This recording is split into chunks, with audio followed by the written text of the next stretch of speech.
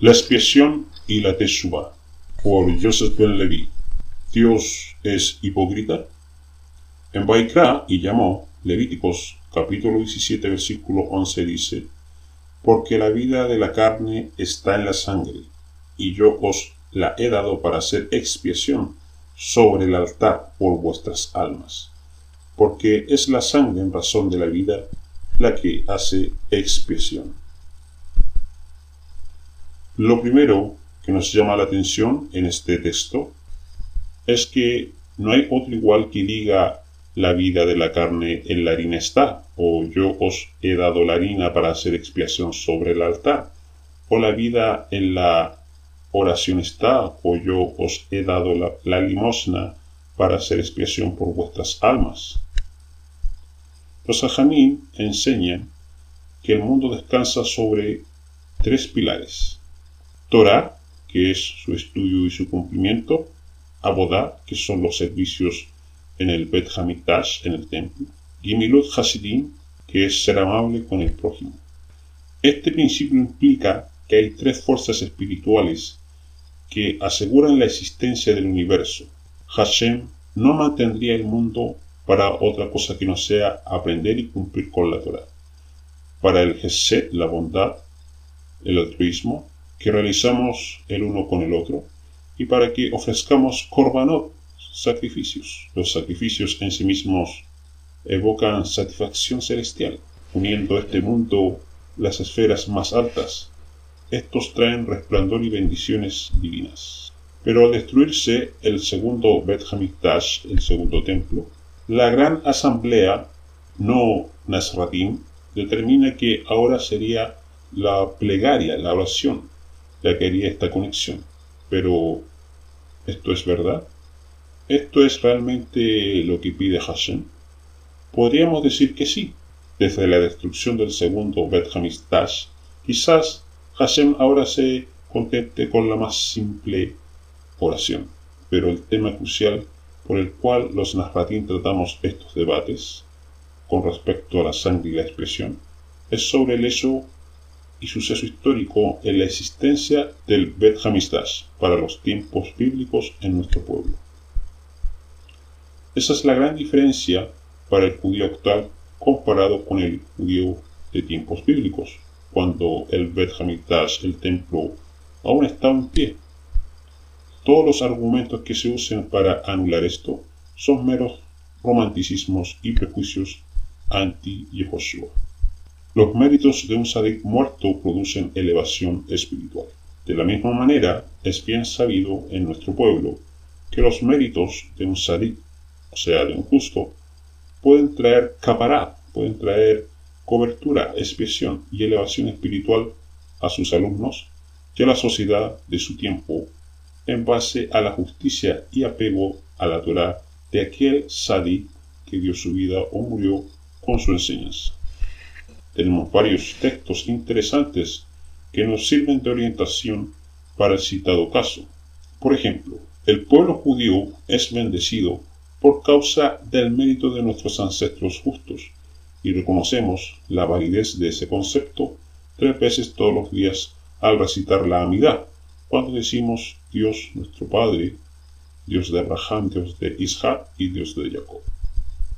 En conclusión, no es apropiado ir a las tumbas de los justos con la intención de influenciar a Dios o sobornarlo, mucho menos para pedirle algo al muerto. Si es que vamos a la tumba de un justo, debe ser para recordar sus enseñanzas y su manera de vivir, para nosotros también emularlos y de esta manera acercarnos a Hashem a través de mejorar nuestras acciones y arrepentirnos de nuestros pecados. No debemos de ir con intención de que Hashem escuche nuestras plegarias por mérito del muerto. Esto es, según la fuente de Judaísmo Racional, práctica visitar las tumbas. En este texto tenemos un bonito ejemplo de cómo un sadik, como un justo muerto, tiene una conexión sobre sus alumnos y su generación para producir un mayor nivel espiritual bajo los méritos del sadik difunto. De esta manera, el ejemplo del sadik difunto produce la motivación necesaria para elevarse espiritualmente. En el Talmud Bavli, en Baba Batra, 116a nos dice que si hay alguien enfermo en tu hogar, ve al sabio de tu ciudad y pide que rece por él. Sin duda que cada uno debe rezar por sí mismo y por su familia. Y cuando uno se entere que hay alguien enfermo, debe pedir y rezar por su curación, pero también debemos recurrir al sabio. Lo mismo ocurre con visitar las tumbas. Por un lado, la Torá nos ordena no rogar a los muertos. Esto está enumerado entre las abominaciones que eran comunes en los antiguos habitantes de Canaán, antes que nosotros las habitemos. Al mismo tiempo, hay una antigua y popular costumbre de visitar las tumbas de los justos y orar en ellas. Incluso en el Zohar dice: si no fuera por la influencia de las almas que residen en el más allá, nuestro mundo no duraría ni un momento. ¿Por qué entonces esto no es considerado rogar a los muertos? ¿Y por qué pedir a un sadik vivo o muerto que interceda en nuestro favor no es considerado tener intermediarios entre Dios y nosotros? Esta misma pregunta fue formulada por la máxima autoridad halájica del siglo XIX, Rabbi Moshe Shik, más conocido como el Maharam Shik, alumno del Hatan Sofer. Él explica lo siguiente: un judío no puede tener un intermediario, no puede haber nada entre un judío y Hashem. De todas formas, como explicamos previamente, está permitido que un judío le pida a otro judío que actúe como intermediario entre él y Dios. El Rav Shik explica esta aparente anomalía en nombre de su maestro Hatan Sofer. Cuando un judío se acerca a su prójimo para contarle el dolor por el que está sufriendo, el otro siente el dolor como propio. Ahora los dos deben rezar. El judío no siente que está rezando en merced de otro, está rezando por sí mismo. Rezar en una tumba no implica rogar a nadie.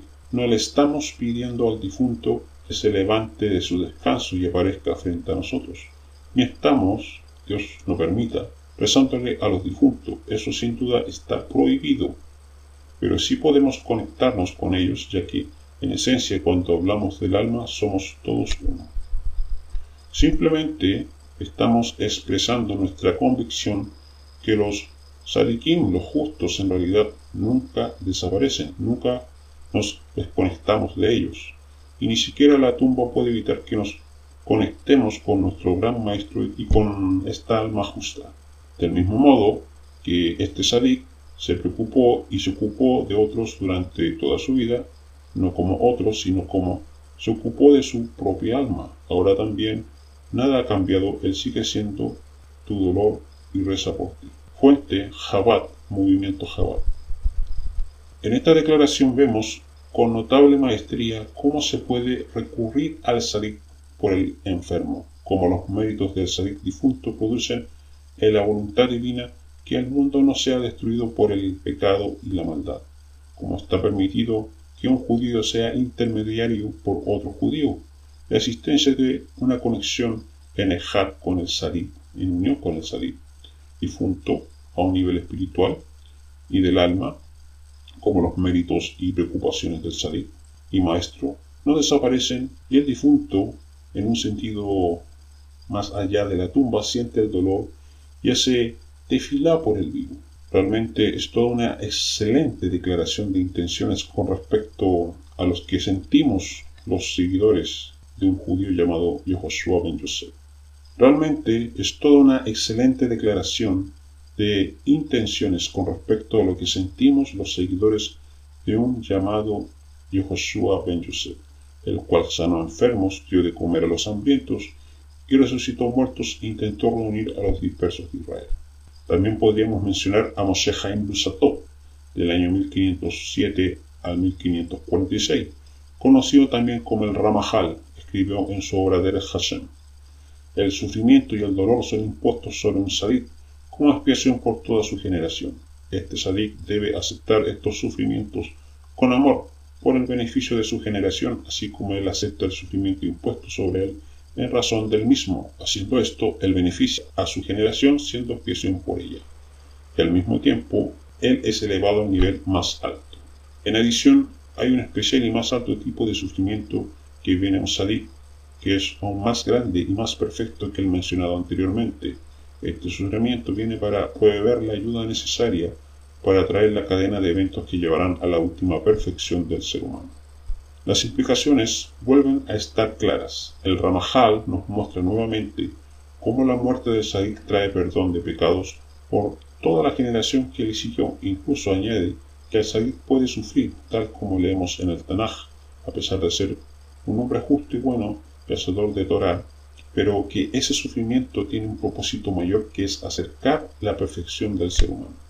Quizás un testimonio desgarrador y tremendamente ejemplar lo hallamos en Macabeos.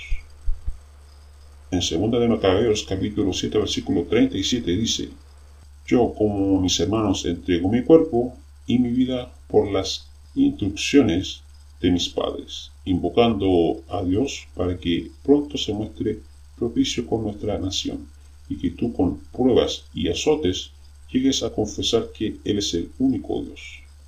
Segunda de Macabeos, capítulo 7, versículo 38, dice: Que en mí y en mis hermanos se detenga la cólera del Todopoderoso, justamente descargada sobre toda nuestra raza. Estas palabras del último hermano de 7 hijos judíos torturados y asesinados por Antíoco IV Epímanes constituyen una gran evidencia donde se nos muestra cómo antes de la rededicación del templo existía la creencia en Israel de que la muerte de un Sadik podía traer caparat, cobertura, expiación o perdón para el resto de la nación a través de los méritos obtenidos. En este caso, el mérito de toda la familia fue el no sucumbir a la fusión griega y no aceptar los caprichos de su asesino emperador. En este otro testimonio también vemos cómo el Sadik falleció al tener unos méritos elevados. Se le puede pedir por sus méritos. Leemos lo siguiente: pero le pedirá a Dios que se apiade de él por mérito de los Sadikim que se encuentran allí enterrados. Kiksur Shulchan Aruch, capítulo 128, 3. Y un cementerio es donde descansan los Sadikim, y los rezos son recibidos, pero no deben ser su intención rezarle a los muertos, sino que le pedirá a Dios que se apiade de él por mérito de los Sadikim que allí están enterrados. Shulchan Aruch, Orech Haim, capítulo 581, 27. Incluso Rabbi Yosef Albo menciona una razón semejante en el Sefer Halkarim, capítulo 4, 35. Dice: la bondad que aprendimos de nuestro patriarca Abraham y la Torah que nos enseñó nuestro Rab Moshe son capaces de expiar también severos pecados por los que la persona se merece ser castigado por el cielo, como dice el autor del libro Mishnah Berurah 615.3. Sha'ar Ha-Shiun 5.6. La idea de estos pasajes es que la bondad o buenas obras y el estudio de la Torah podrán, según estos comentarios, apiadarse del pecado y producirán la expiación de pecados graves. Además, resulta paradójico que el estudio de la Torah produzca expiación, cuando dentro de la misma Torah tenemos todo tipo de instrucciones en las Korbanot para traer caparat sobre los pecados. Así, en el momento en que se postula el estudio de la Torah, se está postulando la permanencia o reconocimiento de la sangre como elemento expiatorio. Es evidente que algo de lo que no podrá escapar nunca es que durante la permanencia del Bet Hamikdash del templo, esto era algo inevitable, pero tras la destrucción del Bet Hamikdash, esto cambió. Por lo tanto, los críticos del valor expiatorio y redentivo de la sangre no son consecuentes con todo lo que dicen, no lo dicen todo y no reconocen actualmente que durante la existencia del templo este tipo de expiación debía hacerse así. Por lo tanto, si la sangre no es necesaria para nada, ¿por qué ordenó Hashem ofrecer sangre para expiar pecados y por nuestras almas? La hipocresía disfrazada de caridad, Israel y los profetas. Leemos en 1 Samuel capítulo 15 versículo 22. Y respondió Samuel: ¿se complace Hashem en holocaustos y sacrificios como en la obediencia a la voz de Hashem? He aquí, el obedecer es mejor que los sacrificios, y el prestar atención es mejor que la grosura de los carneros. Podemos inferir de este texto que el profeta está diciendo que la Torá no debe cumplirse en relación a holocaustos y sacrificios. Por supuesto que no. Si conocemos bien el contexto, la situación era un caso de desobediencia del rey Saúl y la usurpación de un cargo que a él no le competía, al no pertenecer a los Kohanim, a los sacerdotes. Tenemos un texto que puede resumir todas las aparentes contradicciones con respecto a la hipocresía y el asunto de la expiación y la oración aparente. Lo vemos en Isaías capítulo 1 versículo 11, que dice: ¿de qué me sirve, dice Hashem, la multitud de vuestros sacrificios? Harto estoy de holocaustos, de carneros y de cebo de ganado gordo. No quiero sangre de bueyes, ni corderos, ni machos cabríos. En el capítulo 1:12 dice: ¿quién demanda esto de vuestras manos? ¿Os presentáis ante mí pisoteando mis atrios? El capítulo 1 versículo 13 dice: no sigáis trayendo ofrendas inútiles, el incienso me es abominación, también los novilunios, los sabatot, y el convocar asamblea, no tolero la iniquidad junto a la asamblea solemne.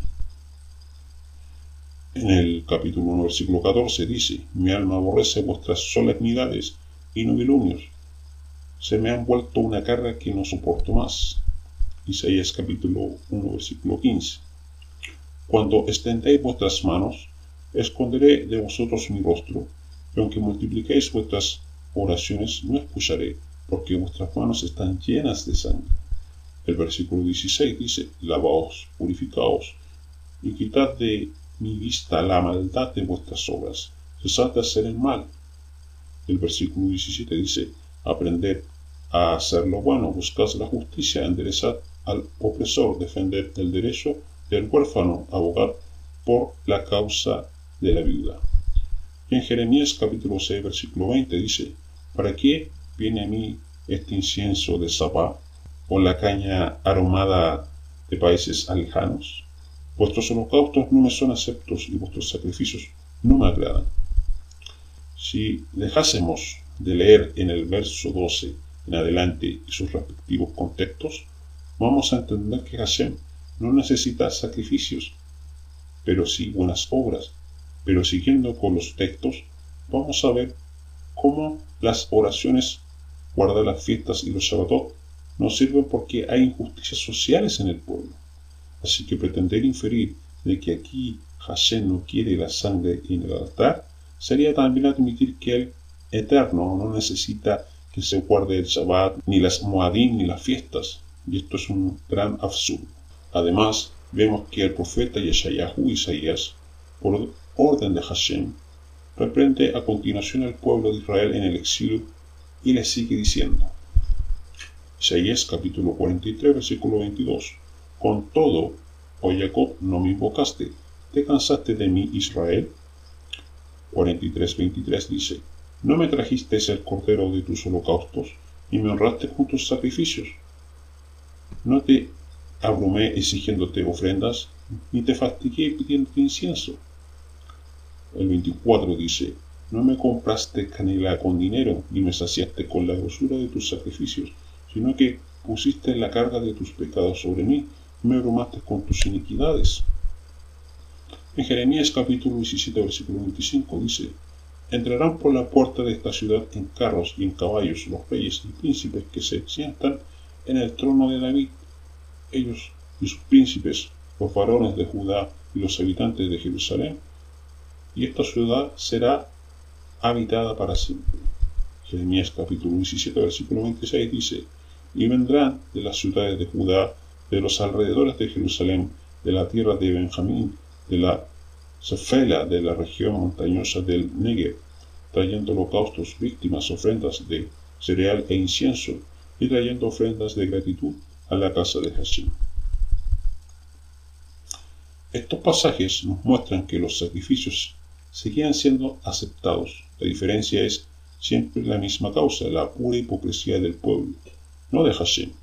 Confundir estos valores y premisas producirá confundir la misvá y la Torá sobre la expiación.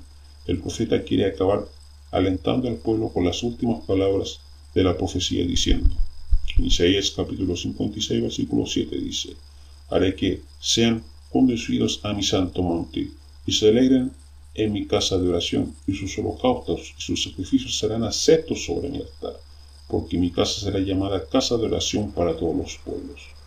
En Isaías capítulo 56 versículo 8 dice, la palabra de Adonai Hashem, el que reúne muy juntos a los dispersos de Israel, aún reuniré muy juntos a otros con los ya juntados. Vemos un evento futuro con todos los dispersos reunidos nuevamente en el Bet Hamikdash, en el templo reedificado. Quizás podría entenderse como un aspecto simbólico espiritual, pero sea como fuere, lo cierto es que el Bet Hamikdash es construido y los sacrificios restaurados. Esa será siempre la base, por muy espiritual o simbólico que sea, la sangre. Recordemos también las palabras del profeta Ezequiel sobre la vigencia de los sacrificios expiatorios restaurados, como dice. En Ezequiel capítulo 45 versículo 17 dice, pero al príncipe corresponderá proveer el holocausto y el sacrificio y la libación en las solemnidades, en las lunas nuevas, en los Shabbatot, en todas las solemnidades de la casa de Israel. Él dispondrá la expiación, la ofrenda, el holocausto y las ofrendas de paz para hacer expiación por la casa de Israel. Por lo tanto, Hashem no es un hipócrita, la sangre seguirá estando presente para la expiación en una forma real o simbólica, pero lo fue en una forma real mientras el Bet Hamikdash, el templo, estaba en pie en tiempos bíblicos, antes de su destrucción en el año 70 después de la era común. Ofrenda de harina.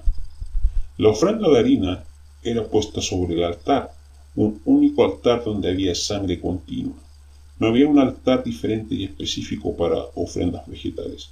Eso no lo enseña la Torá. Por lo tanto, la harina entraba en contacto con el altar y su sangre. Y esto es así por una sencilla razón, porque la misvá, como vimos al principio de este breve estudio, de manera explícita enseña que la vida en la sangre está, no en la harina. Ves Levíticos capítulo 17 versículo 11. Y de la misma manera, no hay una sola misvá que diga que para el perdón de pecados Hashem ha puesto la harina o el incienso, la oración o la sedaká, o que la vida en la harina, el incienso, el oro o la oración están. Porque Hashem usa la sangre para hablar de expiación. ¿Por qué no dice que nos ha dado la harina, el incienso, el agua, la oración, limosna o la ropa para ello? La respuesta es evidente. Se trata de uno de los principales símbolos para entender lo que representa el pecado, la muerte o separación y la redención o resurrección de la víctima en su nuevo nacimiento espiritual. La sangre es el principal elemento que compone al Adán, al humano, o la tierra roja. La sangre es la que da energía vital al ser humano, lo que produce todo el movimiento del ser. La sangre no puede faltar en ningún momento. Puede faltar el agua, la oración, el incienso, etc. Pero eso no quitará la vida en su sentido más estricto. Y es por ese motivo en el que el oferente necesita recuperar una nueva identidad o alma limpia que ha sido sanada de su maldad. En este caso, la muerte ha producido una separación entre la suciedad y la sublime de Hashem. Por eso es necesario que, de manera simbólica, la persona vea la sangre de un animal inocente derramada y que ocupa el lugar del pecador sobre un altar y por medio de un cohen, de un sacerdote o intermediario. Esto lo inferimos, como vimos anteriormente de manera simbólica, con los difuntos Sadikim, que lo acercarán nuevamente a Hashem. Recordemos que siempre en el altar había un sacrificio continuo, un becerro por la mañana para expiar los pecados cometidos durante la noche del pueblo, un becerro por la tarde para expiar los pecados cometidos durante el día del pueblo, es decir, siempre había sangre en el altar, buscando la conexión del símbolo. Y es ahí, en ese mismo altar y ofrendas continuas de sangre, donde se ponía la ofrenda del más pobre. No se ponía la harina en otro lugar que no tuviera contacto con la sangre o el altar del sacrificio continuo. Leemos en Bemidbar, Números, capítulo 28, versículo 3. Y les dirás: este es el sacrificio ígneo que presentaréis a Hashem. Cada día 2 corderos añeles sin defecto para el holocausto continuo. Recordemos que la harina entraba en contacto con el altar y las sangres continuas como expresión a una situación civil de pobreza. Por lo tanto, cuando la familia pobre salía de la pobreza, debía otra vez ofrecer sangre. Otros textos donde el altar ofrece una conexión con la expresión sin la sangre venida del exterior, sino con la que siempre había en el interior a raíz del sacrificio continuo. En Isaías capítulo 6, versículo 6 dice: pero uno de los serafines voló hacia mí con una ascua en la mano que había tomado del altar con unas tenazas. Isaías capítulo 6, versículo 7 dice: y tocando con ella mi boca me dijo: he aquí esto, toca tus labios, quitada está tu culpa y limpio tu pecado. Este pasaje vemos nuevamente cómo es perdonado el pecado con carbones del altar. ¿Y a qué altar está haciendo referencia? Indiscutiblemente al altar de los sacrificios, con sangre que borran la maldad, porque el mismo profeta se consideró como antes de labios inmundos. Véase Isaías capítulo 6, versículo 5. Rashi, comentando sobre Levíticos capítulo 5, versículo 11 al 13, en Levítico capítulo 5, versículo 11 dice: y si no dispone lo suficiente para 2 tórtolas o 2 palominos, entonces el que pecó presentará por ofrenda suya la 10ª parte de un efa y de flor de harina por expiación. No le echará aceite ni le pondrá incienso, porque es ofrenda por el pecado. Levíticos capítulo 5, versículo 12. La presentará pues el sacerdote, y el sacerdote llenará de ella su puño como memorial y la dejará consumir en el altar sobre las ofrendas higienes de Hashem. Es ofrenda por el pecado. Levítico capítulo 5, versículo 13. El sacerdote hará expiación a favor de él por su pecado, por el cual pecó en alguna de estas cosas, y le será perdonado. El resto será para el sacerdote, como en el caso de la ofrenda vegetal. Argumenta que el oferente durante sus ofrendas, siendo rico o pobre, puede y debe ir presentando sus respectivas ofrendas, tanto animal como vegetal, indistintivamente, en la medida en que vaya recobrando o no su economía. Por lo tanto, argumentar que Hashem también pide ofrendas vegetales para realizar la expiación y que eso puede usarse como sustituto de las sangrientas o animales es desvirtuar la expresión de la Torá, dedicada a un momento determinado y durante una situación excepcional, la transitoria del oferente. La base, por el tanto, siempre será la sangre. La misma siempre será recuperar la sangre como elemento simbólico expiatorio. Entonces, la teshuvah, el retorno, era el primer paso individual para que el alma animal de la persona pecadora volviera a su alma celestial. La sangre era el segundo paso en ejad, en unidad, para la reconciliación en el plano espiritual y en favor de Hashem bajo la Torá, lo que volvería a unir con el cordón de plata de Eclesiastés capítulo 12, versículo 6. Entonces tenemos una conexión espiritual con la persona a través de la teshuvah, del retorno con arrepentimiento, y una conexión espiritual con Hashem al obedecer la Torá. Ritual de Kaparot. La misma tefilá que se hace durante el ritual de Kaparot dice de manera explícita: esta ave ocupa mi lugar, me reemplaza, es mi perdón. Esta ave va a la muerte, yo entraré en vida alarga y apacible. Entonces, decir que el jaderí, el ortodoxo piadoso, tiene su deseo puesto en una ofrenda o sedacá porque siente amor por los pobres y los hambrientos y les entrega el gallo muerto, es un completo absurdo. El texto es bien claro, y el ritual no hace referencia a la sedacá, limosna o amor por los pobres. El ritual es en base a obtener el perdón en base a la muerte de ese gallo. Lo otro, lo que se hace con el animal ya muerto, es un mero trámite romántico o de gratitud del jaredí.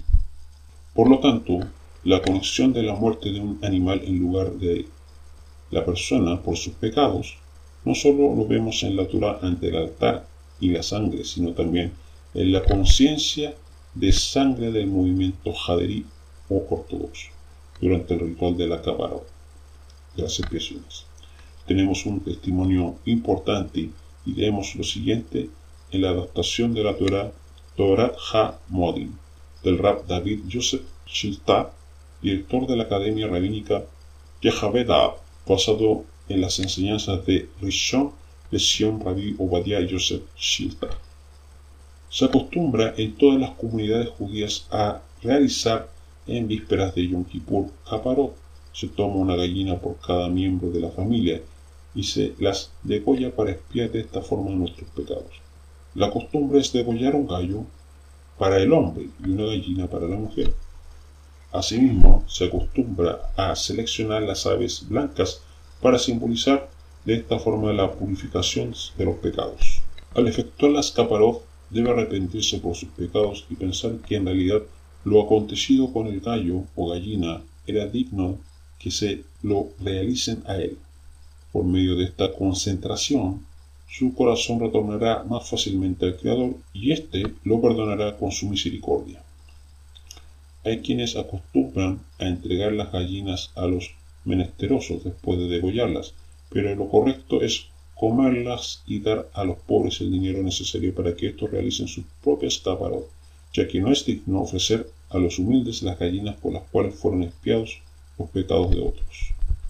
El testimonio que no es creyente en Yehoshua como el Mashiach resultará totalmente esclarecedor y deja en evidencia la crítica anti-Yehoshua. Además, aunque los Kaparot mismos no son en el medio para la expiación, sí sirven como finalidad para recordar a una persona que podía merecer la muerte debido a sus pecados y por motivo arrepentirse y pedirle piedad al Eterno. De esa manera se entiende que en ese ritual existen las mismas conciencias del sacrificio para la expiación, o sea, sustitutivo, que hubo en los tiempos bíblicos de la Torá.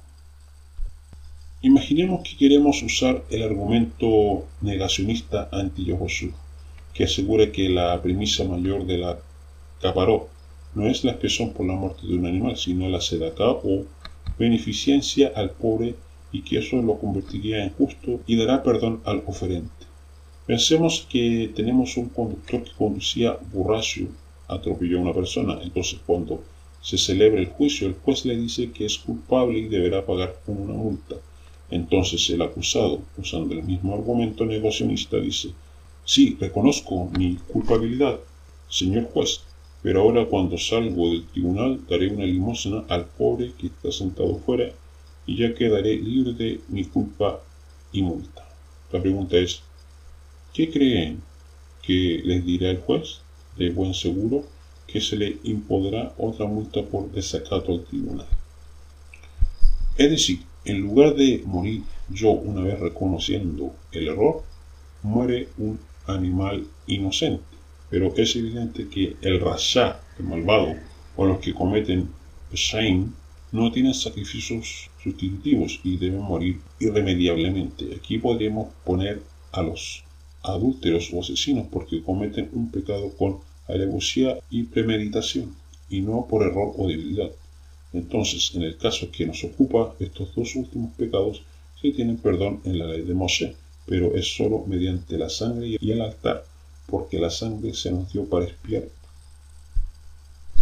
La Akedá de Isaac. Es cierto, la Akedá de Isaac fue una prueba de Hashem. Hashem mismo lo puso ahí. Por lo tanto, si fue una prueba puesta por el Creador, ¿por qué pone una prueba contraria a la Torah misma? Igualmente, el texto de la Torah es bien claro. La forma hebrea que se usa es enfática y muestra la predisposición inminente del patriarca para efectuarla. Los críticos argumentan que Abraham no pensó hacerla, pero es mentira. En la Torah comentada por Ederi sobre Génesis 22 leemos: Abraham, hombre de fe, en este punto culminante de su vida al servicio de Dios, no racionaliza, sino que está por encima de la razón. no se dirige en plegaria a Dios por la vida de su hijo como lo hiciera por los perversos habitantes de Sodoma y Gomorra. La respuesta de Abraham al nítido pedido manifiesto de Dios no se dio en palabras ni en un pedido de aclaración a Dios. Después de esa visión nocturna que inferimos, Abraham madruga y vemos solamente acción ni una palabra. Pues en su sacrificio hemos sido sacrificados todos nosotros potencialmente. Ese es el comentario de el Rad Abarbanel. Y en el Midrash leemos, sin dudar, tomó los recaudos necesarios para cumplir con la orden de Hashem. Cuando Abraham colocó su cuchillo sobre el cuello de Isaac, el alma de Isaac salió de su cuerpo. Después de cumplir con el mandato de Hashem, Padre, quema mi cuerpo y lleva las cenizas a mi pobre madre para que me recuerden cuando las mire. Si mis hijos pecan en el futuro, recuerda la atadura de Isaac, reprime tu furia y perdónalos. Perdonaré sus pecados cuando suenen el shofar ante mí en Rosh Hashanah. Cuando Isaac escuchó las palabras, no extiendas tu mano contra el joven, su alma retornó a su cuerpo. Abraham lo desató e Isaac se levantó. Amo del universo, rezó Abraham, considera la sangre de este carnero como si fuera la de mi hijo y sus entrañas como si fueran las de mi hijo Isaac. Cuando estuvo parado sobre sus pies, recitó una bendición. Bendito seas tú, Hashem, quien revive a los muertos. También tenemos un apreciable testimonio en la web Aish Latino que dice: entonces Abraham e Isaac concluyeron que la atadura de Isaac no se trataba sobre un tributo y muerte, sino sobre la vida.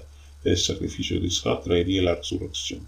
Había llegado el momento para arreglar el mundo imperfecto, para reparar el pecado de Adán y devolver al hombre a la vida inmortal. La conclusión: Dios quería hacer a Isaac inmortal.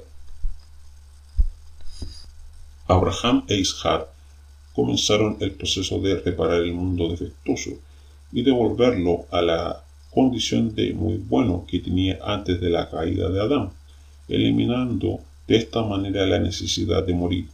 Cuando Abraham volvió a unir el alma de Isaac a su creador, el flujo incrementado de vida proveniente de la fuente de todo hizo que Isaac resucitara. Su nueva fuerza de vida era más intensa y más espiritual. La resurrección de Isaac inauguró una nueva e histórica que podría terminar en la integración completa de lo físico con lo espiritual. Los seres humanos ya no necesitarían morir. También en Bereshit Rabá 56:7, Abraham instruía proféticamente que en ese lugar eventualmente sería construido el Bet Hamikdash, el templo, que ahí serían ofrecidas las ofrendas a Dios. Por esta razón pensó que por lo menos debía extraer un poco de sangre de Isaac y que esto simbólicamente fuera equivalente a una ofrenda. Véase Maskil le David.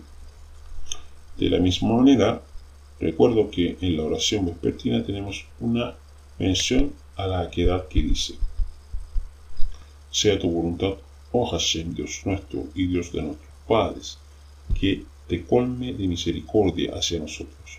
Y de este modo, por la abundancia de tu misericordia, recuerda para nosotros la atadura a la que fue sometido nuestro padre Isaac, hijo de nuestro padre Abraham, de bendita memoria, y contemplada sus cenizas a fin de tener piedad de nosotros y abolir todos los decretos duros y nefastos que pesan sobre nosotros.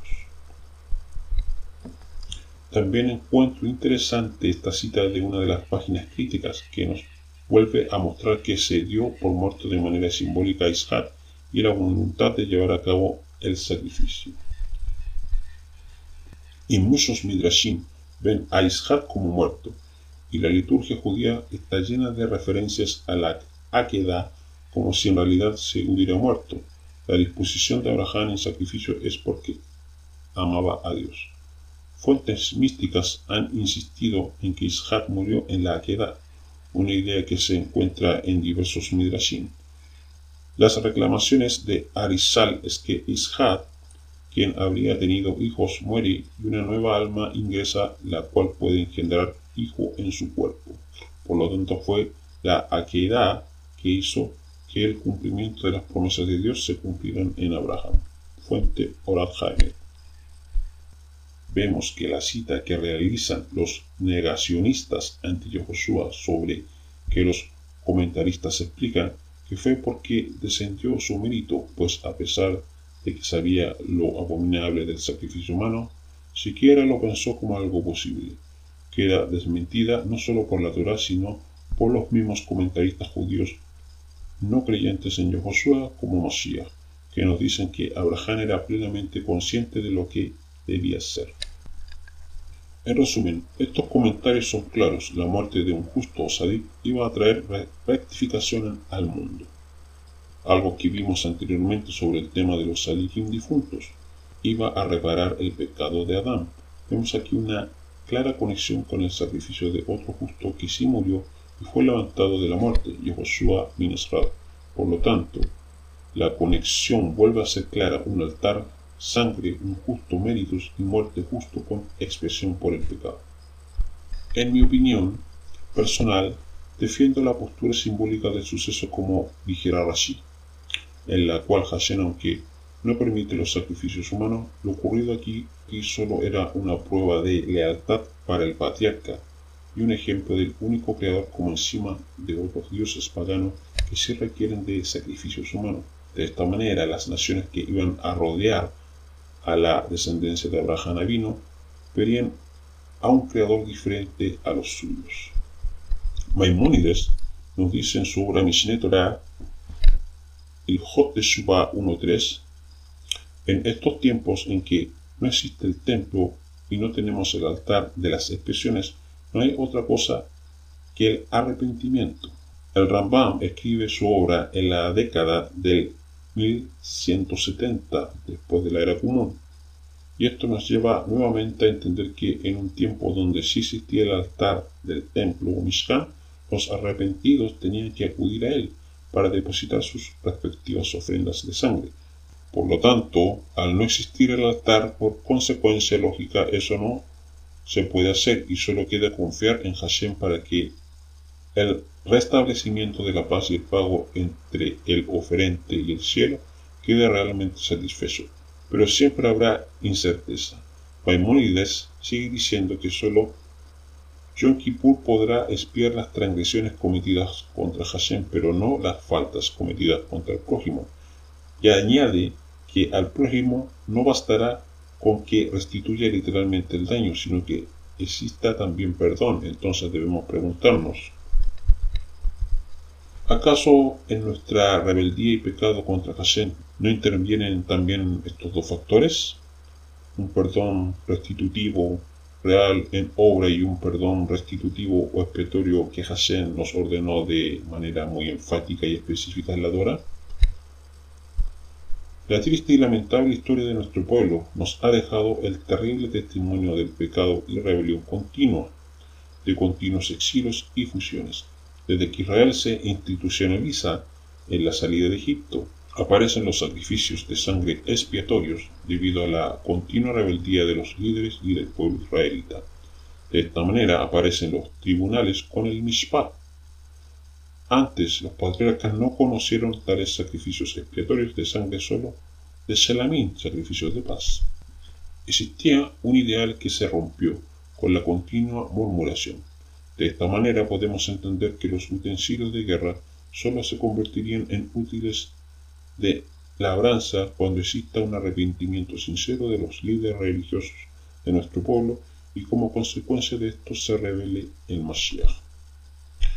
En resumen, podríamos preguntar: ¿para qué queremos el tercer templo si ahora es la oración, la teshuvá, la sedaká lo que expía nuestros pecados?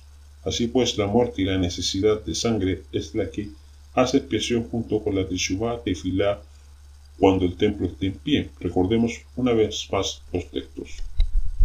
Isaías capítulo 56, versículo 7. Haré que sean conducidos a mi santo monte y se alegren en mi casa de oración. Sus holocaustos y sus sacrificios serán aceptados sobre mi altar, porque mi casa será llamada casa de oración para todos los pueblos. Jeremías capítulo 33, versículo 15 al 18.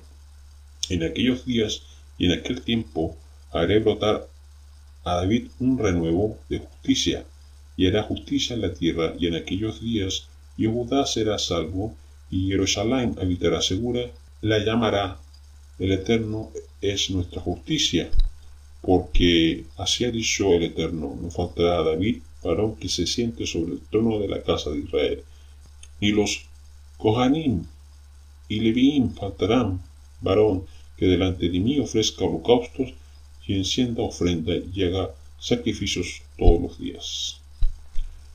Leemos este interesante comentario del rabino y psicólogo Daniel Oppenheimer, no creyente en Yeshua como Mashiach, obtenido del Ahdut Israel bajo el título Los 10 mártires. La tragedia de la muerte de los justos equivale a la quema del Bet Hamikdash, véase Rosh Hashanah 18. Por lo tanto, lloramos su pérdida en Tisha B'Av, en el día de la destrucción del templo. Asimismo, la muerte de los justos expía los pecados de Israel, véase Moed Katan 22.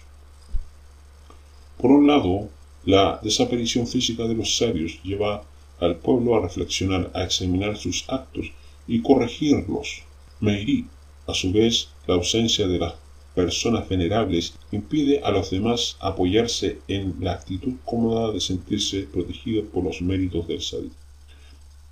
Y es precisamente ese aspecto que convierte este testimonio en algo totalmente relevante y fuera de todo prejuicio mal llamado misionero.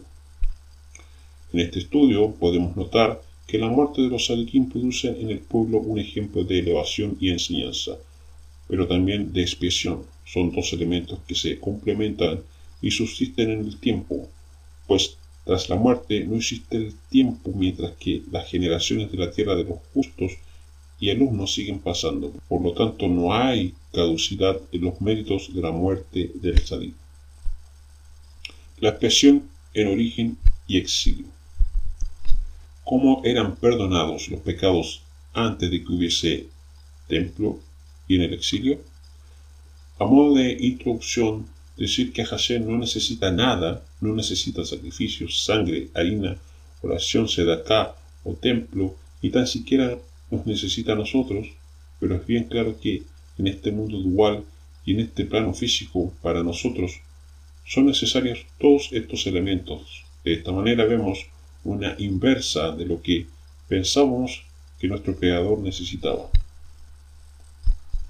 Desde Bereshit, Génesis, comenzamos a notar cómo en el origen de la humanidad representado en el modelo y función de Adán, ya existía una voz que estaba continuamente en el Ruach o viento del Gan Eden, del huerto del Edén o jardín del Edén, en Bereshit, Génesis, capítulo 3, versículo 8. Esta es la instrucción y supervisión de Hashem en su obra. Todo ser humano al nacer lleva esta impronta y va creciendo y manifestándose en la medida en que adquiere un nivel superior de conocimiento natural y espiritual. ¿En base a qué crecemos espiritualmente? En base a la semilla o impronta llamada Nishmat, Neshama, Haim o alientos de vida que entró por la nariz. A partir de entonces, y desde que hace aparición la debilidad humana representada en el serpiente, nuestra lucha contra el Yetzer Hará o adversidad o Satán será constante para ir progresando en los niveles del alma. Por eso entendemos que toda persona tiene desde entonces establecidas dos tipos de muertes o separaciones, y una de ellas puede ser resuelta bajo la teshuvá, bajo el retorno con arrepentimiento, o palabra emitida, pero la otra sola bajo la acción simbólica de la muerte expiatoria de un ser inocente o los méritos de un gran sadí. Caín y Abel conocían lo que era un altar y sabían lo que era pecar, pero ¿sabían lo que era ofrendar por el pecado? Si seguimos el patrón cronológico y simbólico, podríamos decir que aún no. La humanidad en origen tuvo que aprender, pero no se estableció una ley a nivel nacional o mundial consistente en un juicio acusatorio donde un tribunal dictaría sentencia. Es decir, aquella gente del tiempo patriarcal nunca conoció el concepto de mishpat, porque aún no era nación.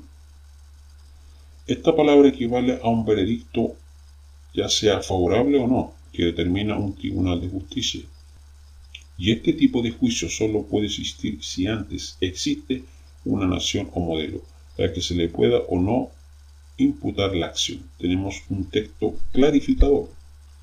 En Bereshit, Génesis capítulo 18, versículo 19 dice: porque lo he escogido para que instruya a sus hijos y a su casa y a sus sucesores a mantenerse en el camino de Hashem, practicando la justicia y derecho, para que cumpla Hashem sobre Abraham todo cuanto ha predicho acerca de él.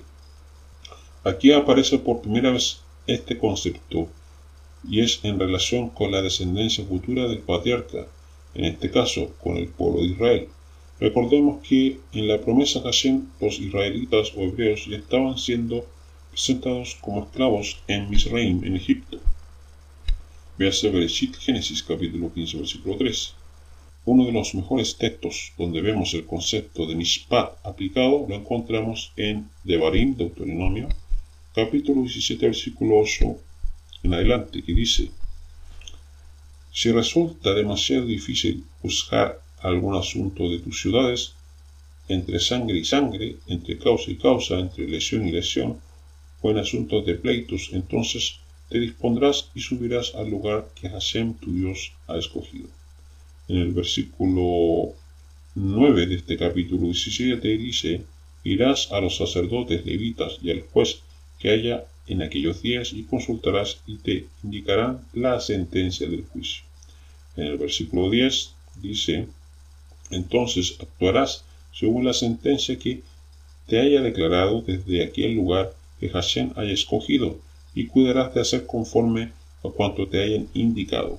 En el versículo 11 dice: actuarás según la instrucción que ellos te instruyan, y según el juicio que te digan, no te apartarás ni a derecha ni a izquierda de la sentencia que te declaren.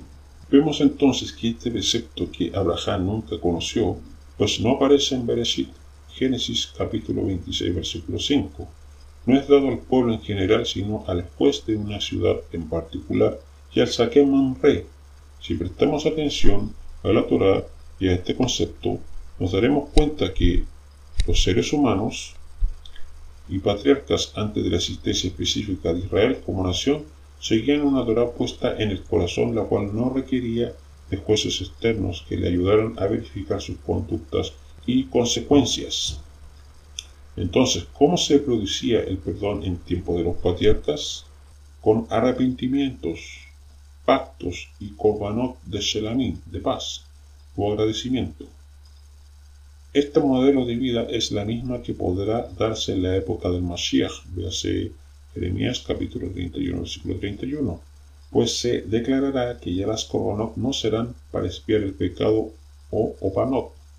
De esta última, del sacrificio o de los sacrificios por los pecados, los jajamín sabios de Israel dicen: todos los sacrificios serán nulos en la época del Mashiach.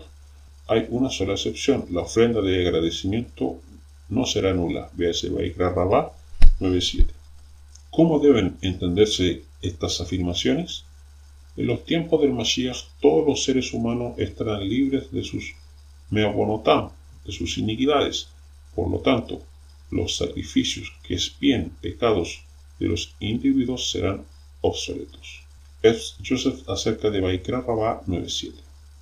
Así entendemos que los tiempos del Mashiach son los tiempos de nuestra redención final, y este tiempo de sacrificios punibles o de castigo también lo podemos ver reflejados en el primer ideal de los patriarcas antes de Egipto, cuando el profeta Jeremías dice: por orden de Hashem. Jeremías capítulo 7, versículo 22.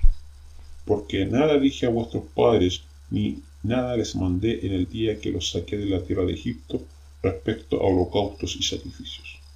Leemos también este importante comentario de una voz judía que dice: los sacrificios en sí mismos evocan satisfacción celestial, uniendo este mundo con las esferas más altas. Estos traerán resplandor y bendiciones divinas. Después de la destrucción del templo, los sacrificios cuyos servicios habían constituido el pilar de la bodá fueron reemplazados por los tefilot, legales, cuya redacción había sido realizada proféticamente por los hombres de la Gran Asamblea. La profundidad, las riquezas espirituales contenidas en cada palabra van más allá de la simple comprensión. Las tefilot, desde la destrucción del Bet Hamikdash, conectan a los mundos más bajos con los mundos altos, tal como los sacrificios solían hacerlo. El Rambam explica que el pecador era más humillado al ser testigo de cómo se sacrificaba y se mataba en forma sangrienta y se quemaba. Se concientizaba del hecho de que todos los actos realizados durante el sacrificio debían haber sido realizados sobre él, ya que la justicia máxima exige la muerte por cualquier violación a las misfot del Todopoderoso. Además, el observar el destino del animal estimula al hombre a preguntarse qué es lo que en realidad lo distingue de éste. Ambos son parecidos en lo que respecta a sus funciones físicas, así como el animal encuentra su fin en la muerte, también el hombre, y sus cuerpos perecen de la misma manera. ¿Qué es entonces lo que eleva al ser humano por encima del mundo animal? Solo el alma divina, introducida en el hombre por el Todopoderoso. Entonces, el efecto que persigue con el Corbán es despertar en el pecador un sentimiento que lo lleva a una teshuvá sincera. Cada parte del procedimiento de atraer un sacrificio fue planeado por el Todopoderoso para expiar algún aspecto del pecado. Como un pecado generalmente comprende pensamiento, palabra y acción, cada uno de estos tres aspectos del pecado deben ser expiados, y esto se logra a través de un sacrificio. ¿Por qué fue necesario poner en funcionamiento un elaborado sistema que comprende el sacrificio de animales para evocar en el pecado pensamientos de Teshuvá? La Torá no podía simplemente ordenar que el transgresor confiese su pecado y sea castigado. La respuesta es que el Todopoderoso, el creador de la psiquis humana, es el que mejor entiende la psicología humana. Él escogió el método más efectivo para incitarnos a una teshuvá sincera. Es evidente que la Torá podría haber ordenado del transgresor una simple confesión verbal, cometió un error. No obstante, el efecto de la palabra hablada no puede compararse al efecto de la acción acompañada de la impresión visual. Traer un animal al Bet Hamikdash, apoyar la mano sobre este, presenciar cómo se lo mata y cómo se lo quema, despierta en el pecador una conciencia mucho más profunda de la maldad del pecado que la simple confesión del mismo. Hashem en forma clara establece que el hecho de traer korbanos constituye solo un medio para un fin y un sacrificio que se ofrece mientras que el pecador continúa en su camino errante y es repulsivo para el Todopoderoso. Hashem en forma clara establece que el hecho de traer korbanot constituye solo un medio para un fin y un sacrificio que se ofrece mientras que el pecador continúa en su camino errante es repulsivo para el Todopoderoso. Durante la época del primer Bet Hamikdash, los profetas exclamaron en nombre del Todopoderoso: ¿qué propósito se persigue con la multitud de sacrificios que me traen? Yeshayahu capítulo 1 versículo 11. No deseo la sangre ni de bueyes, ni de corderos, ni cabras, cuando te presentaste ante mí. ¿Quién te pidió que hicieras esto, que pisotearas mis cortes? No traigas más ofrendas en vano, para mí son solo inciensos de abominación. Ibid capítulo 1, 12-13. Cuando los judíos ignoraron las advertencias de los profetas y continuaron pecando, esperando reconciliarse con Hashem con korbanot, sin hacer teshuvá, él destruyó el Bet Hamikdash. Hoy en día el Bet Hamikdash ya no está entre nosotros. Los korbanot ya no sirven para ayudarnos a obtener cercanía hacia el Creador y para expiar nuestros pecados. ¿Qué debemos hacer en cambio? Nuestros sabios nos sugieren varias alternativas. Oración. Hoy en día nuestras tefilot reemplazan a los sacrificios. Nosotros rezamos Shacharit para reemplazar al Korban Tamid de la mañana. Minjá reemplaza el sacrificio Tamid de la tarde y Ma'ariv reemplaza la ofrenda de Emurim, todas las partes del sacrificio que no eran ofrecidas durante el día. 2. Estudio de las leyes de los sacrificios. Hashem establece que el que estudie las leyes concernientes a las korbanot se considera como quien en realidad los ofrece. 3. Arrepentimiento. Desde la destrucción del templo, el efecto de la teshuvá sincera tiene el mismo grado de expiación que los sacrificios que se hacían antes. 4. El estudio de la Torá. Y finalmente, el estudio de la Torá vale más que todos los sacrificios del mundo. Fuente Torah.org.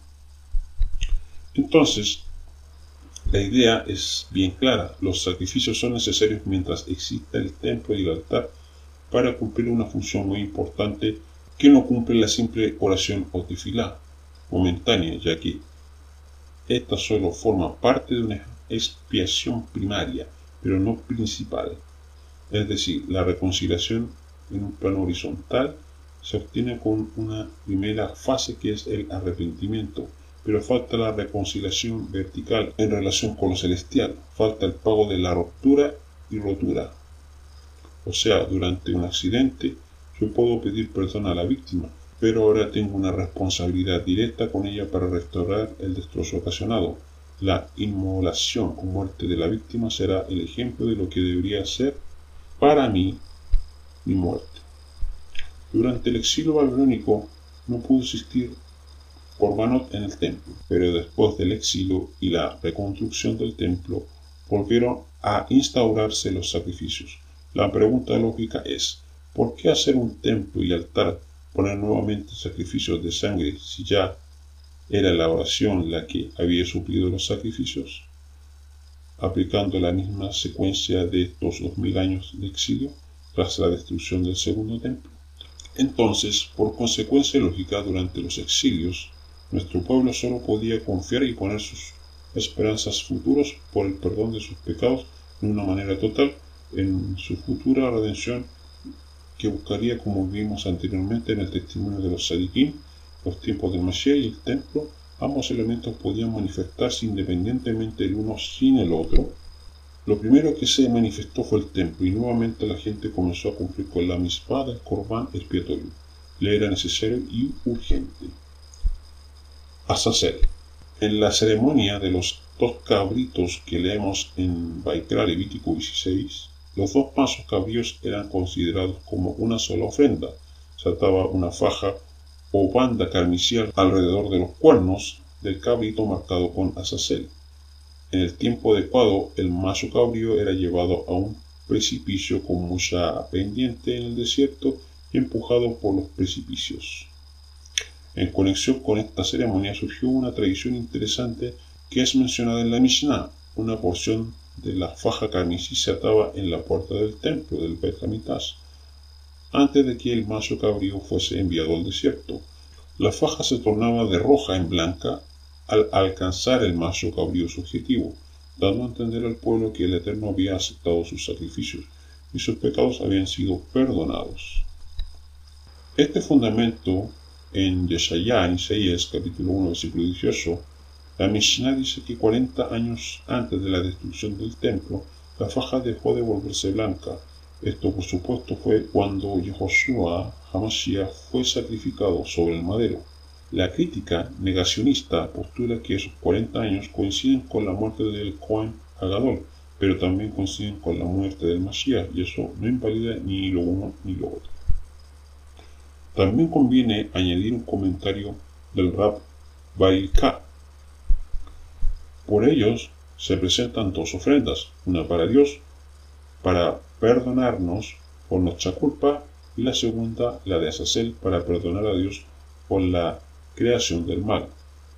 Se lo envía a una zona despoblada como el desierto, vacía, tal como nuestros defectos que no dependen únicamente de nosotros. Este desarrollo teológico es consecuencia de la dificultad de comprender la muerte del chivo sin faena a través de un acto violento en particular, sin que se quemen sus restos en el altar.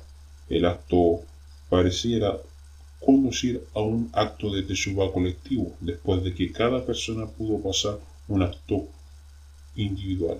Maimónides nos explica que el chivo lleva encima todos los pecados y ello impide que sea faenado por los procedimientos acostumbrados. Fuente Rabino Sheralmiel Barquía director para la América Latina de Keren Kayemet Le Israel. Esta declaración es realmente brillante para lograr entender cómo fue posible la expiación de Yehoshua sin estar sobre un altar, pero sí en conexión con la cinta roja simbolizando la sangre. Hemos de recordar que todo corbán y sangre, aunque son elementos reales, son una representación simbólica de nuestra muerte por nuestros pecados. Todo está conectado con la sangre. En resumen, podemos decir que todo está conectado con la sangre y por consecuencia con el altar donde se ofrecían los sacrificios expiatorios. Entonces, antes de la existencia del Mishkan o templo, infiriendo la existencia del Yetzer Hara, de la inclinación al mal, y la continua rectificación sin un tribunal que determinara los veredictos, el arrepentimiento, la teshuvah, con una ofrenda u holocausto era una premisa mayor para obtener rajem o misericordias de Hashem y establecer un pacto. Hebel hizo sacrificio de sangre, véase Génesis capítulo 4 versículo 4, y Hebel trajo también del primogénito de sus ovejas, incluyendo su grasa. Hashem aceptó a Hebel su ofrenda. Noah hizo sacrificio de sangre, Génesis capítulo 8 versículo 20, y construyó Noah un altar a Hashem y tomó todo animal limpio y de toda ave limpia y ofreció holocausto sobre el altar. Abraham hizo sacrificio de sangre. Véase Bereshit, Génesis capítulo 22 versículo 13. Entonces alzó Abraham los ojos y aquí vio un cordero detrás y trabado por los cuernos en el zarzal, y Abraham fue y tomó el carnero y lo sacrificó en holocausto en lugar de su hijo. Jacob hizo sacrificio de sangre. Génesis capítulo 46 versículo 1. Israel partió con todo lo que tenía y fue a Beersheba y ofreció sacrificios al Dios de su padre Isaac. Moshe hizo sacrificio de sangre. Éxodo capítulo 24 versículo 5. Y envió a los jóvenes de los hijos de Israel, los cuales ofrecieron holocaustos y hicieron sacrificios de becerros, ofrendas de paz a Hashem. Éxodo capítulo 24 versículo 6. Y Moisés tomó la mitad de la sangre y la puso en tazones, y la otra mitad de la sangre la derramó sobre el altar. En el exilio se hicieron sacrificios de sangre. Jeremías capítulo 33 versículo 18. Ni a los sacerdotes ni a los levitas faltará varón que ofrezca delante de mí holocaustos y encienda la ofrenda y haga sacrificios todos los días. Después del exilio se hicieron sacrificios de sangre. Nehemías capítulo 10 versículo 33 dice: el pan de la proposición y la ofrenda continua, el holocausto perpetuo de los días de reposo, novilunios y tiempos señalados, las consagraciones y ofrendas por el pecado en expiación por Israel y por toda obra de la casa de nuestro Dios. Después de Yehoshua se hicieron sacrificios de sangre. Hechos capítulo 21 versículo 23. Por tanto sigue nuestro consejo. Tenemos 4 varones ligados con voto. Hechos capítulo 21 versículo 24. Tómalos contigo, purifícate con ellos y paga sus gastos para que se rasuren la cabeza, y así todos entenderán que no hay nada de lo que se les informó acerca de ti, sino que tú mismo también sigues guardando la Torá. Jerónimo del siglo IV dijo que los nazarenos, los que aceptaban al Mesías de tal manera que no cesaban de observar la antigua Torá. Jerónimo sobre Isaías capítulo 8 versículo 14. Jona y Nínive, estos habitantes gentiles, se arrepintieron, y la Torá no obliga a los gentiles y están exentos de traer corbanot por pecados al altar. Esta nación no se hizo judía, sino que se arrepintió de su mal proceder. El libro de Hebreos y Anónimo de Job es uno de los más antiguos. Hay quienes lo sitúan durante el exilio en el 500 al 250 antes de la era común, y otras dataciones incluso antes de la esclavitud en Egipto, hacia el 3500 antes de la era común. Esto nos indica algo claro: la existencia de sacrificios con sangre por el pecado. También hay quien postula que lo pudo haber escrito Moshe, pero esto se desconoce. Lo cierto es que en el capítulo 1, versículo 5, se nos dice que él hacía corbanot para expiar el posible pecado de sus hijos. La oración en el exilio sin templo. Se usa el texto de la oración de Shlomo para probar que la oración sin templo puede expiar pecados. Véase 2 de Crónicas capítulo 6 versículo 34. Si tu pueblo sale a pelear con sus enemigos, no importa el camino por el cual los mandes, y ellos oran a ti hacia la ciudad que tú escogiste y a la casa que yo edifiqué para tu nombre. Verse el capítulo 6, versículo 35 de Segunda de Crónicas, dice: entonces desde el cielo oye sus oraciones y súplicas y defiendes su causa.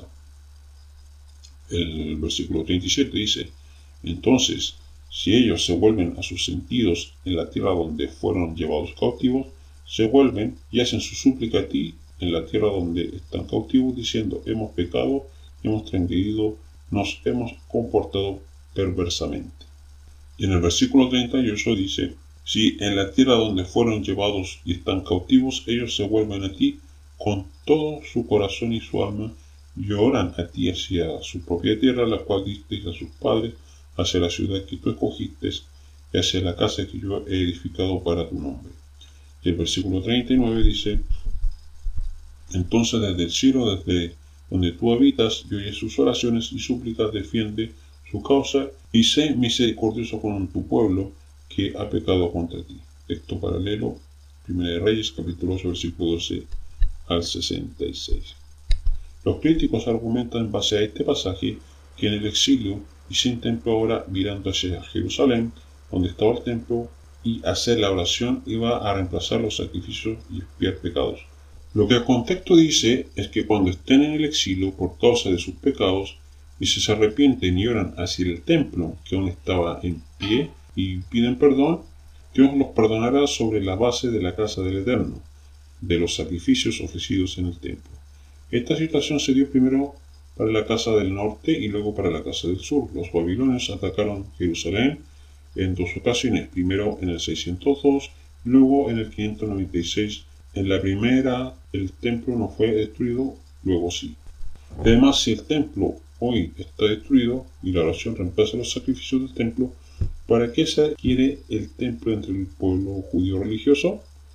¿Por qué el sentido de duelo entre los hasidim o incluso de las bodas judías? Realmente no ha sido el templo el propósito del Eterno para expiación de los pecados.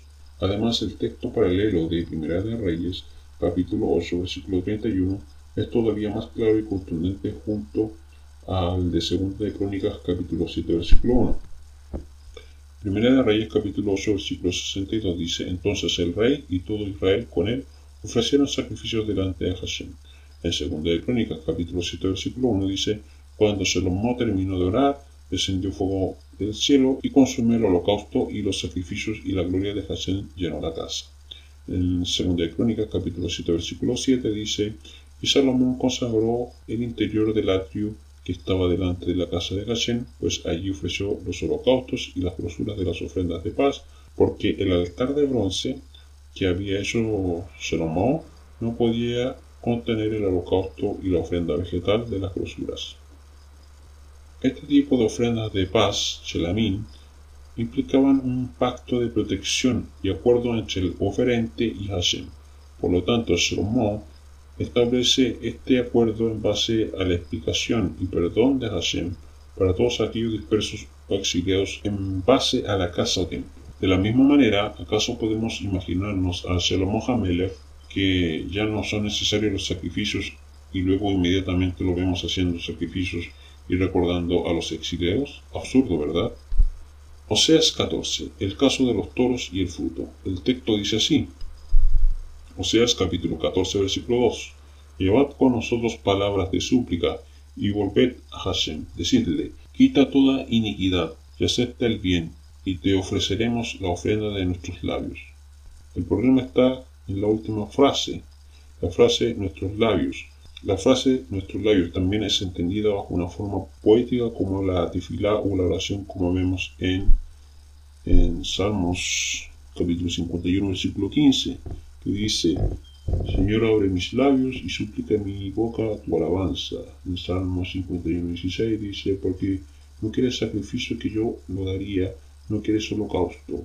51, 17 los sacrificios de Dios son el espíritu quebrantado, al corazón contrito y humillado no despreciarás tú, oh Dios.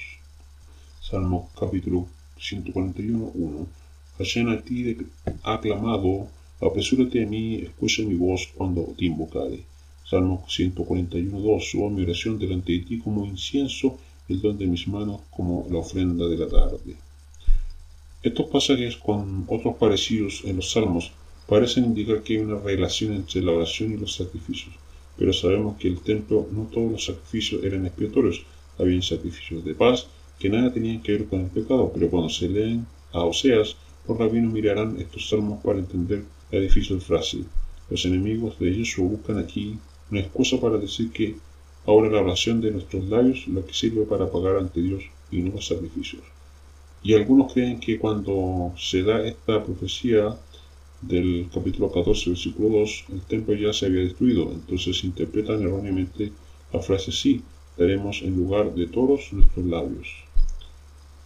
Tampoco es honesto traducir Nesalma como sustituir, sino como pagar, pues eso es lo que significa su raíz, significa pagar, como en Éxodo 22, leyes de restitución o pago. Los críticos confunden restituir con sustituir. La palabra sustituir se usa como tahat, como en Génesis capítulo 4, versículo 25, con Set, sustituido de Abel.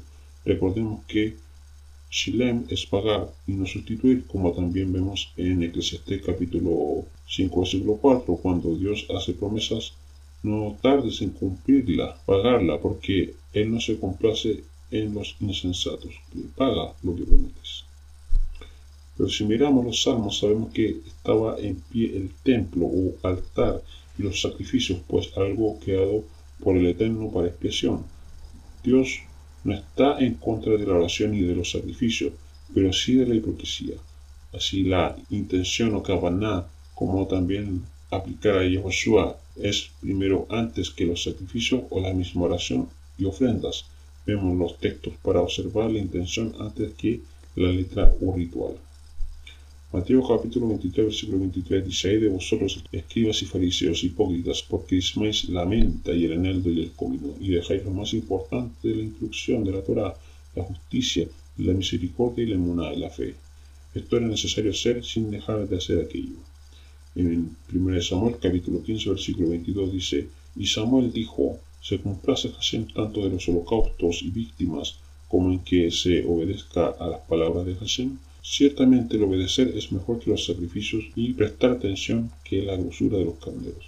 Esta intención es denunciada por el profeta Yeshayahu en el capítulo 1, versículo 10 al 18. También dijo David en el Salmo 141:2: «Subo mi oración delante de ti como incienso, el don de mis manos como la ofrenda de la tarde». Y esto no significa que ahora la oración reemplaza al incienso y el don de sus manos la ofrenda en el altar, aplicando la misma fórmula errática de los anti-Yehoshua para Oseas capítulo 14, versículo 2. ¿Cómo entender entonces que el don de manos sustituye la ofrenda en el altar del Mishkan si se hizo todo lo posible por construir el templo? Así podemos entender mejor las palabras de David en el Salmo 151:16. «Porque no quieres sacrificio, que yo lo daría, no quieres holocausto». El 17 dice: «Los sacrificios de Dios son el espíritu quebrantado, al corazón contrito y humillado no desperdiciarás tú, oh Dios». Es una clara referencia a esa kavaná antes que las obras que son vistas por todos. Pero el salmista no está diciendo que las corbanos de su tiempo están anulados, sino un corazón puro, sincero y no hipócrita.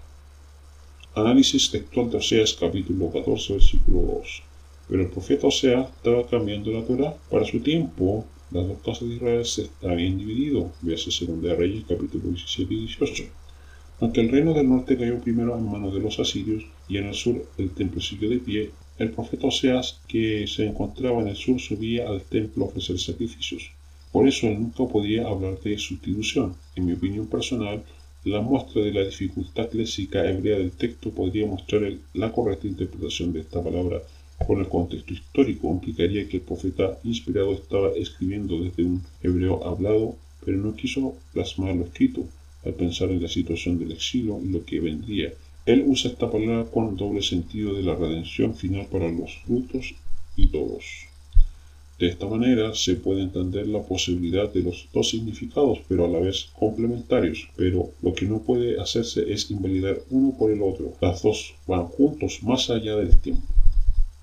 Recordemos que el profeta busca la exhortación a las dos casas y lo hace bajo la misma premisa de la kavaná. como dijeran anteriormente Shmuel y David. Ahora lo decía él en el capítulo 6, versículo 6, porque misericordia quiero y no sacrificios, y conocimiento de Dios más que holocaustos. Ezequiel capítulo 18, versículo 17 al 19. El tema de Ezequiel 18 debe mantenerse en su contexto, no elaborar doctrinas en base a dos versículos sacados del contexto. El contexto de Ezequiel 18 es simple: el pecado que los padres cometan y de los cuales no se arrepientan no será cargado sobre sus hijos justos. Leemos lo siguiente: Este no morirá por la maldad de sus padres, de cierto vivirá. Su padre, por causa hizo agravio, despojó violentamente al hermano e hizo en medio de su pueblo lo que no es bueno, y aquí él morirá por su maldad. Y si dijereis, ¿por qué el hijo no llevará el pecado de su padre? Porque el hijo hizo según el derecho y la justicia. Guardó todos mis estatutos y los cumplió, de cierto vivirá. Ezequiel capítulo 18, versículo 17 al 19. ¿Y qué sucede si el hijo se comporta igual al padre? Nuestros padres pecaron y ya no están más, y nosotros cargamos su iniquidad. Lamentaciones capítulo 5, versículo 7. Ahora bien, en Israel existe un concepto de kofer, esto es la paga del rescate.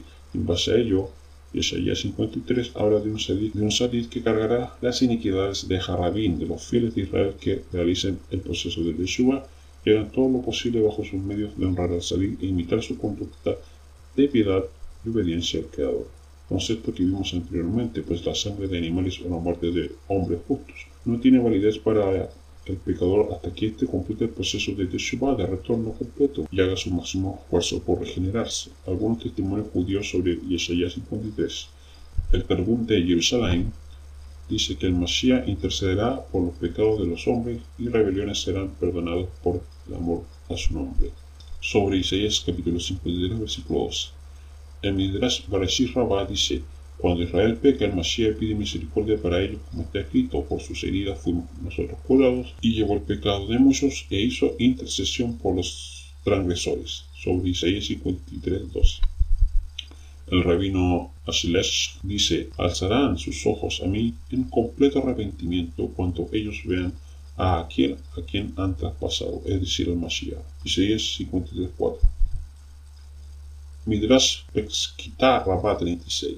Dios al Mashiach le dijo: los pecados de ellos caerán sobre ti como un yugo de hierro, y estrangularán tu espíritu. Por tus pecados tu lengua se pegará a tu paladar. Y en el Suar comentado proyectamos edición obelisco del 2012, sección Vallejel 212a, página 212 al 213, en el volumen 16, dice, haciendo una referencia a Isaías 53.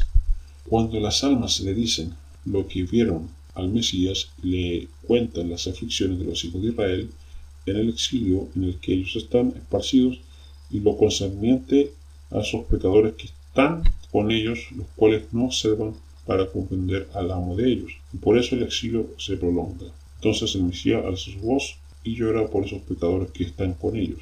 A estos se refiere lo que está escrito: y él es herido por nuestras insubordinaciones, triturado por nuestros pecados. Isaías 53, 5. Y cuando los hijos de Israel estaban en la tierra santa y el templo sagrado estaba en pie, con esos servicios espirituales que realizaban y a través de las ofrendas que hacían, apartaban todas esas enfermedades y flagelos del mundo. Pues a través de esto, los hijos de Israel convertían la medida de rigor en misericordia. Y ahora que el templo sagrado está destruido, el Mesías los aparte de las personas, pues él con sus aflicciones endulza el juicio y expía por los hijos de Israel, tanto por los justos en este mundo como por los pecadores. Todo lo citado es literal, corresponden estrictamente al texto del Zohar. El testimonio de esta edición del Zohar es tremendamente esclarecedor, pues nos muestra cómo los traductores judíos de la obra, siendo no creyentes en Yeshua como Mashiach, están interpretando Isaías 53 como un texto alusivo al Mashiach. La evidencia es intangible, pero el prejuicio es insostenible. Conclusión: creer que solo el buen comportamiento y el arrepentimiento acercarán a la paz mundial y al Mashiach, después de ver el triste y deplorable testimonio de nuestro pueblo Israel, es limitado a mirar a un ingenuo elevado a la infinita potencia. El Tanaj y la historia nos ha demostrado, sin ningún género de dudas, que el ser humano es incorregible. Así, la nación modelo Israel dejó de ser un modelo a seguir para todas las demás. De esta forma entendemos que tanto a nivel individual como colectivo el israelita o hebreo sucumbirá una y otra vez ante el Yetzer Hara. Por lo tanto, el pecado y la debilidad no se corregirán a no ser que exista un elemento externo de redentor, porque recordemos las palabras de Isaías 59:20. Pero a Sion vendrán como redentor para alejar la iniquidad de Jacob, dice Hashem. De modo de esperanza, siempre recordemos el texto de Mishle, capítulo 24, versículo 16. No importa cuántas veces caiga el justo, siempre se lamentará. En cambio, los malvados caerán en la desgracia. Este pasaje nos muestra que el justo podrá tener pecados, pero podrá expiarlos en base al arrepentimiento y futura redención, mientras que el malvado será aquel que pecará para no buscar remedio. Así que recordando también las palabras de Isaac Luria, todo judío puede con su conducta acelerar o retrasar la redención, pero recordemos que son dos pagos los que se dan, teshuva y sangre, y entonces ante el tribunal celestial se producirán los juicios oportunos en base a la sinceridad, cabaná, hipocresía. El asesinato de un seid judío hace 2000 años, de buen seguro que no quedará impune si no hay teshuva por ello. Recordemos lo que es perpetuo.